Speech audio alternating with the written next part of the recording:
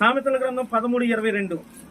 మంచివాడు తన పిల్లలను ఆస్తికర్తలుగా చేయును. ప్రభుకి స్తోత్రం చెప్పండి అమ్మా. ఏంటి మంచోడు ఏం చేస్తాడంట? తన పిల్లలను ఆస్తికర్తలుగా చేయును. హల్లెలూయా. నువ్వు మంచితనంతో నీ పిల్లల కొరకు సంపాదించు, తప్పేం లేదు. నువ్వు పని చేయి, కష్టపడు. సోమరిపోతులాగా ఉండకూడదు. సోమరిపోతులాగా బ్రతకమని బైబిల్ చెప్పలేదు. నువ్వు కష్టపడి పని చేయమని బైబిల్ చెప్పింది. నువ్వు కష్టపడి పని చేసి నువ్వు తినగా మిగిలింది నీ పిల్లల కొరకు దాచిపెట్టి తప్ప అప్పులు పాలు చేసి వాళ్ళని అప్పుల్లో పడేస్తే నువ్వు మంచి తల్లిదండ్రులు అవ్వవు. హల్లెలూయా. అర్థమవుతుందా?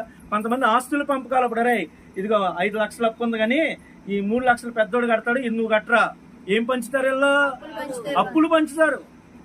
అప్పులు పంచే తల్లిదండ్రులు ఉండకూడదు క్రైస్తవులు అనే వాళ్ళు. హల్లెలూయా. వాక్యం చెప్తుంది, నువ్వు మంచి వాడవైతే, నువ్వు మంచి తల్లిదండ్రులుగా ఉండాలనుకుంటే నీ పిల్లల కొరకు నువ్వు బ్రతికుండగానే కొద్దో గొప్ప కూడబెట్టు. నువ్వు ఒకవేళ దాచిపెట్టకపోయినా వాళ్ళ మీద అప్పులు మాత్రం వేసుకోమాక.